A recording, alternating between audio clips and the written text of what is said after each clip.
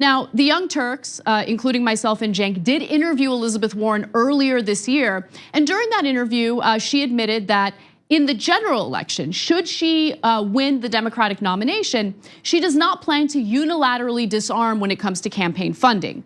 That's a fancy way of saying that she will take money from big donors.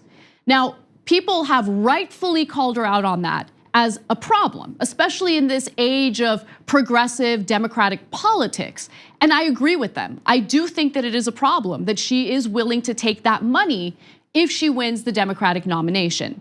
Look, I think that there are a lot of great things when it comes to Elizabeth Warren's proposals, what she wants to do should she get elected as president. If you look at her track record, she has been incredibly strong when it comes to holding Wall Street and bankers accountable. And that is what appeals to me about her the most. Even when she was taking money from big donors, she was still principled in holding Wall Street accountable. And I do believe that she will always do that. However, I also believe that corporate money and money from big donors negatively influences candidates regardless of how good their intentions are.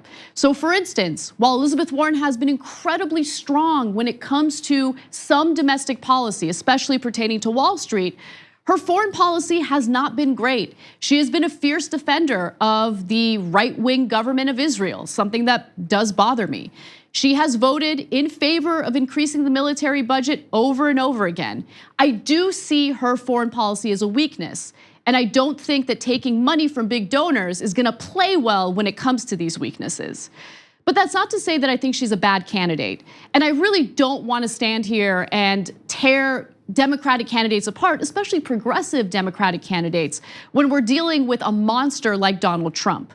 But I do think it's also incredibly important that we vote for the absolute best candidate, someone who we trust, someone who actually stands for what we believe, and someone who has shown that he or she has been principled throughout his political career or her political career.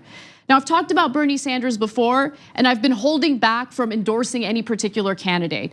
But based on what I've seen, in this Democratic field, he is the leading candidate for me because of his consistency and the fact that he refuses to take any corporate PAC money or money from big corporate donors. But that's not to say that I dislike the other candidates. I think there are strengths and weaknesses among all of them. I'm just telling you who my preferred candidate is in this instance.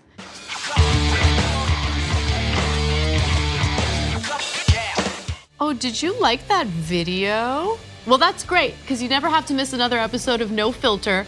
All you have to do is just hit the subscribe button below and ring the bell to get notified whenever we publish a new video.